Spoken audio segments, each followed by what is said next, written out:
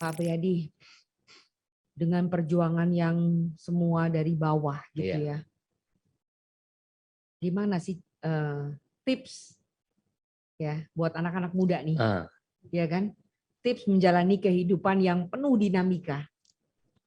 Ya, pertama kita prinsip bahwa setiap permasalahan itu pasti ada jalan keluar. Artinya jangan sekali-sekali coba menghindar dari permasalahan. Coba tolong ulangi lagi. Jangan Sekali-kali sekali-sekali menghindar dari permasalahan. Permasalahan itu harus dihadapi supaya bisa selesai.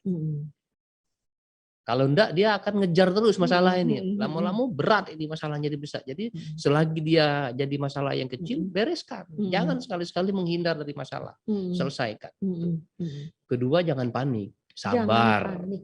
Kuncinya kalau ada permasalahan, jangan panik. Karena kepanikan inilah akan yang menjadi penyebab masalah itu akan lebih besar. Jadi sabar saja biasa. Kita prinsip.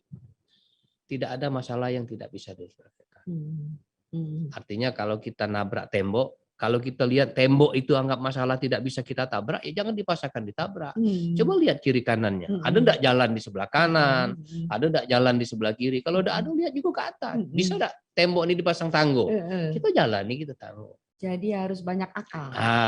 Kira-kira harus cari banyak akal untuk menyelesaikan permasalahan. Hadapi masalah itu, jangan tidak dihadapi. Kalau kita menghindar, masalah itu tidak akan hilang. Tidak ada masalah itu yang hilang dengan sendirinya. Tidak ada, harus dihadapi. Harus dihadapi.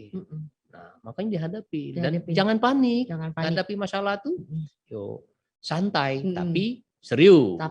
Tapi berejo. Berejo kira-kira. Cari solusi. Kalau kita ini tanya dengan kawan, tanya dengan orang yang ngerti.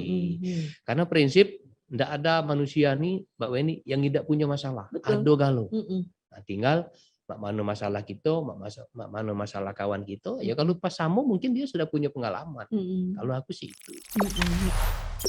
Jangan lupa subscribe, share, komen, dan like ya.